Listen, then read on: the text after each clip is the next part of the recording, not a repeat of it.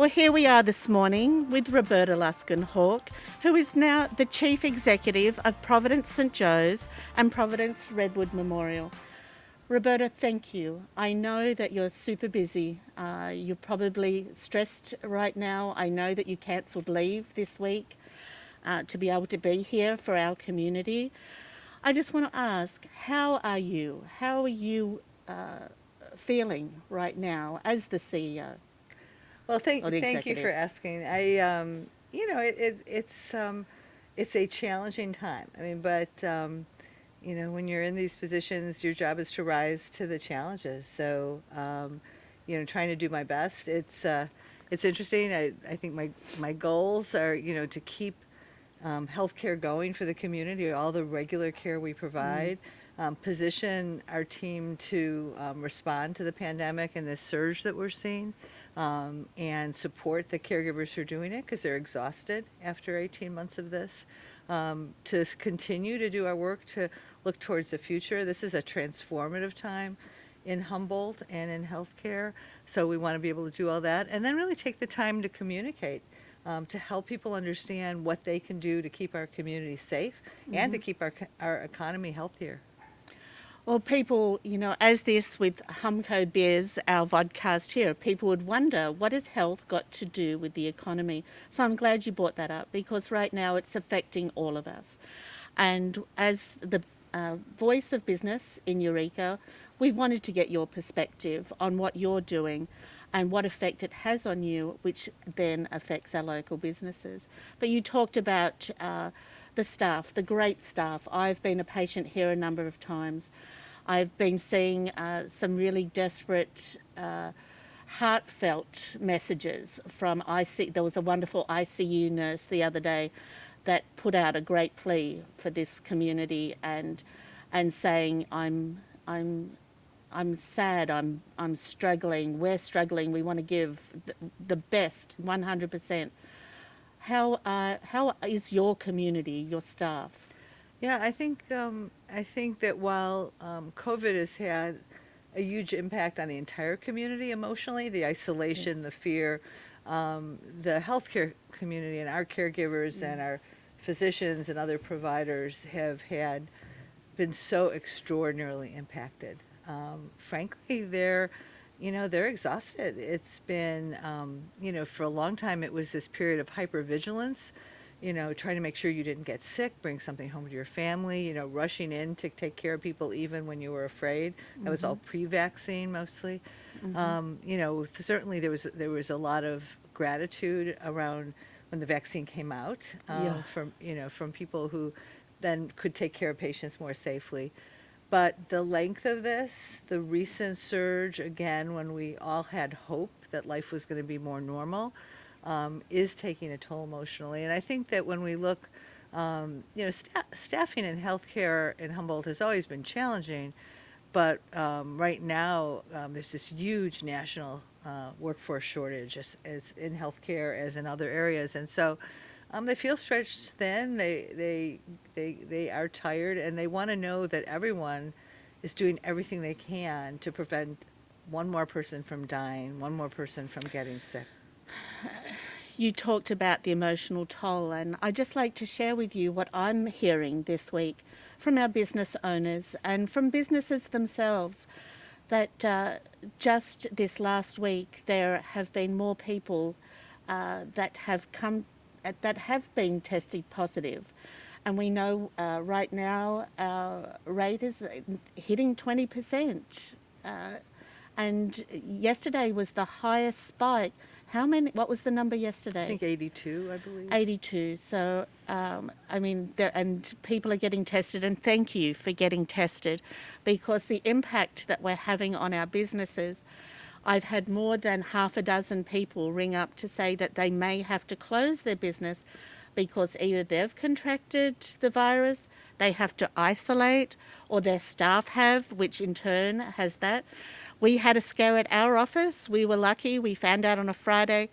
We got tested over the weekend, and it only affected us for one day. But I know just with us, so I can feel as a kindred spirit to these businesses that it's frightening. You can't get your work done. You're losing time, energy, and money. And I've had two break down in tears because they thought we were coming out of this and they can't understand why we're back in this situation. Could you maybe speak to that, and what is the best thing that we can do to prevent the physical, emotional and financial strain on our community? So really important question, because it is absolutely clear that getting almost everyone in our community vaccinated would be the single biggest thing for the health of our community, the emotional well-being, and fully opening up the economy. It would make a huge difference.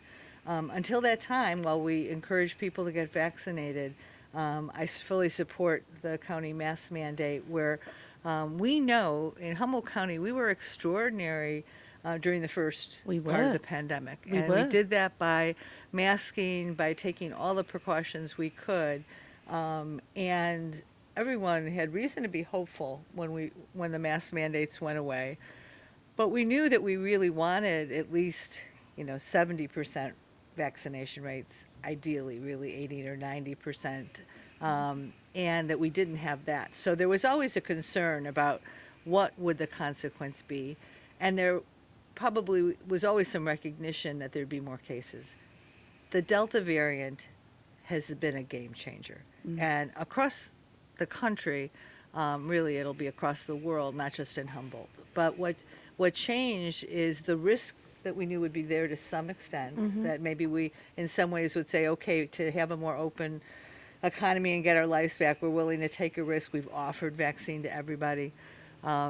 But we now know that this new Delta variant is far more contagious and results in a higher rate of hospitalization. Even we're seeing, deaths in younger people and hospitalizations in younger people. And so now we have this vulnerable group of people that were never vaccinated, and the other piece is the breakthrough infections.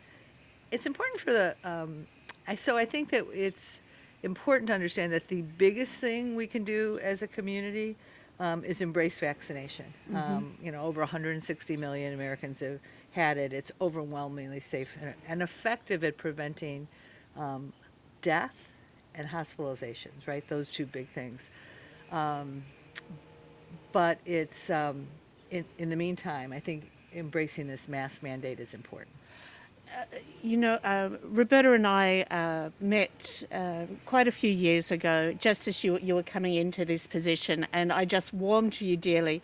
And I started off our first conversation with saying that I went to St Joseph's College in Lochinvar, a little small town in the Hunter Valley of Australia, and the Sisters of St Joseph's were my teachers.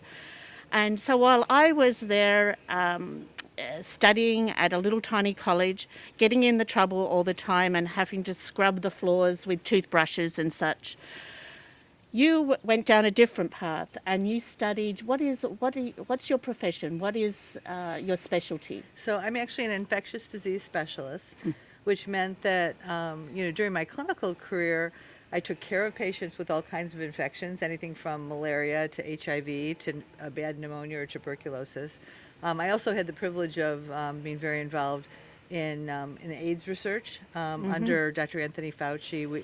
I had formed a large consortium in Chicago where we help people get into clinical trials. So that was a big part of what I did. So certainly when the pandemic hit, well, I've been a hospital administrator since 2009.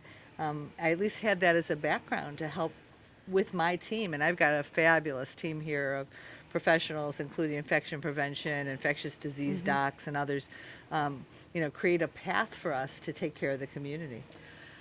So I just found that when this first happened, I called you up and I said, how lucky are we to have you in this place at this time?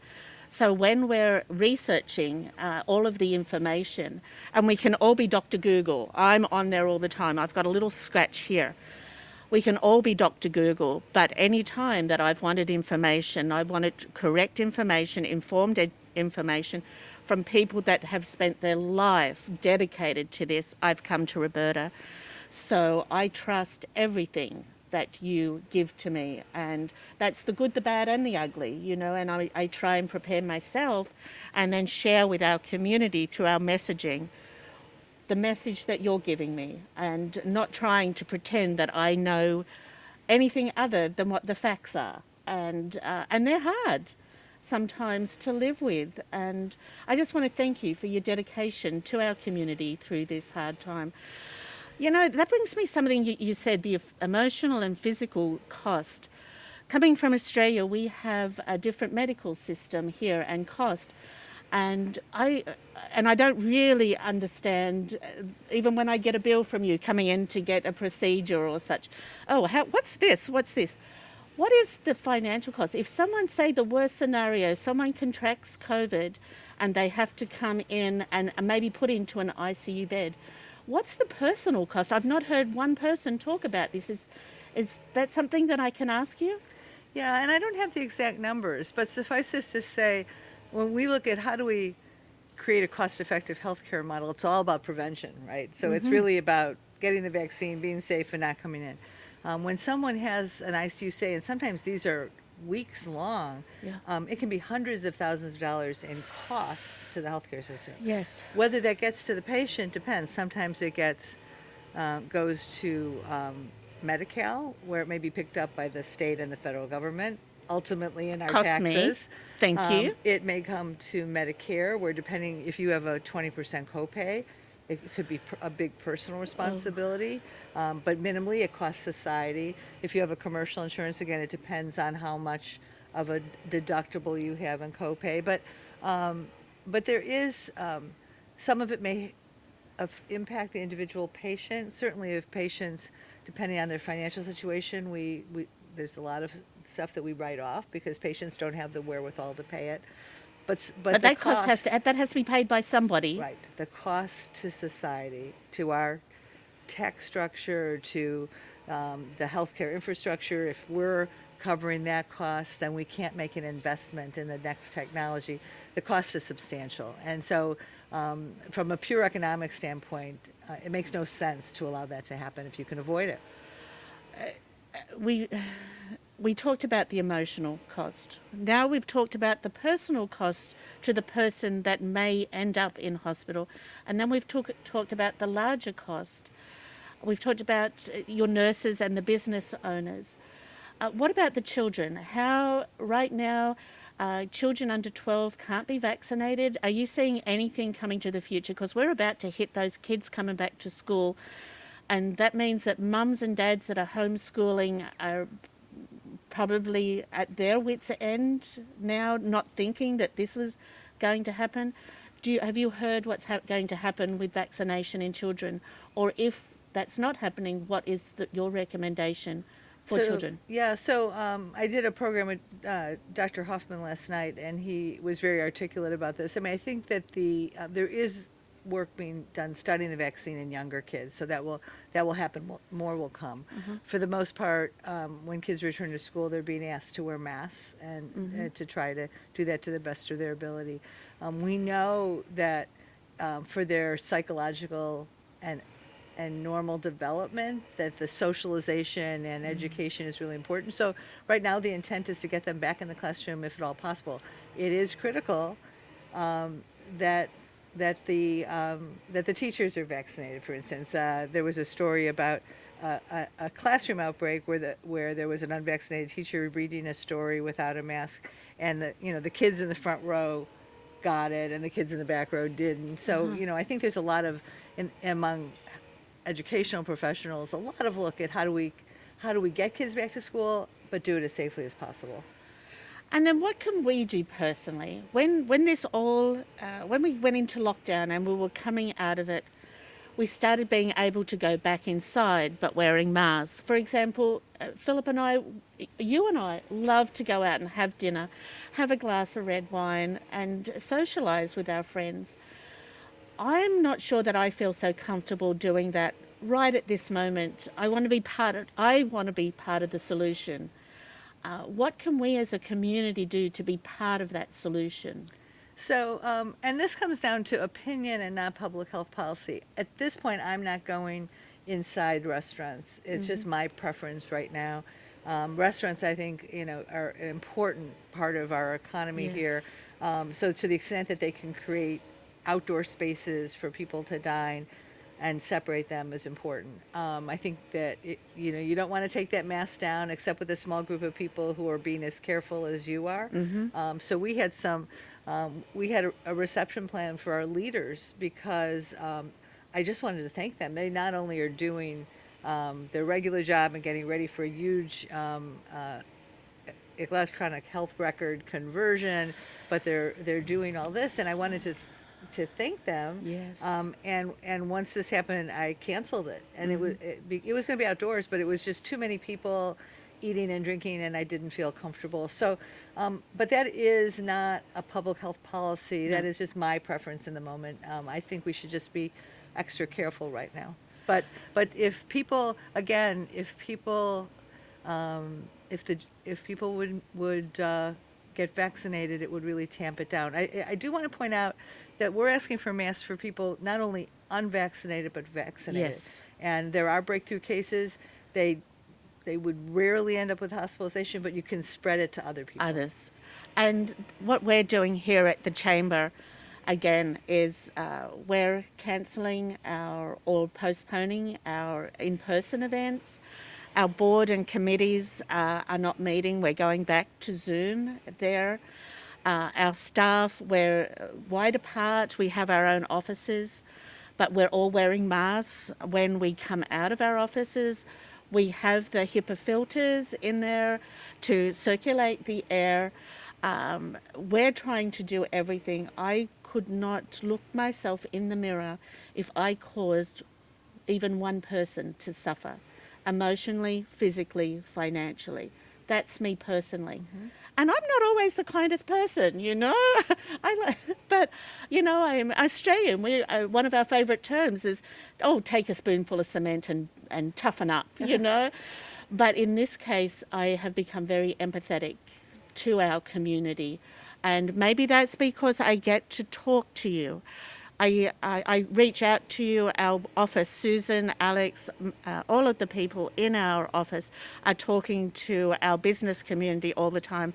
And overwhelmingly, they're saying, thank you for providing N95 masks and hand sanitizer and help for getting the message out that they want to get out so that they can earn a living, provide jobs for their staff and don't have to worry about that, so that their kids can get back to school. I'm hearing all of this, and I'm hearing now one of my friends through the chamber, his father's in the ICU right now, so that has hit my heart. And I don't know whether he was vaccinated or not. It really doesn't matter right now. I don't want another person, I don't want another friend of mine or a business associate to be where my friend's father is right now. And is there anything else that you want to share with us? Tell us, we've had doom and gloom. Paul McGinty, who's over there in the background, dragged me into doing Hollywood Squares. Oh my God, was that so much fun. And even to watch it, it was great to participate and great to fun. And we're always fundraising for great new things here at St. Joe's. Tell us what you're doing. Let's end this off with some good news. So while we're so life serious is about out of this, COVID, Yeah, even this morning, I was busy working with architects on conceptual drawings around an expansion and renovation of our cancer center. We provide some incredible care to patients with cancer in this community, and wanted to create an environment of care that's healing and good for our providers as well as our patients.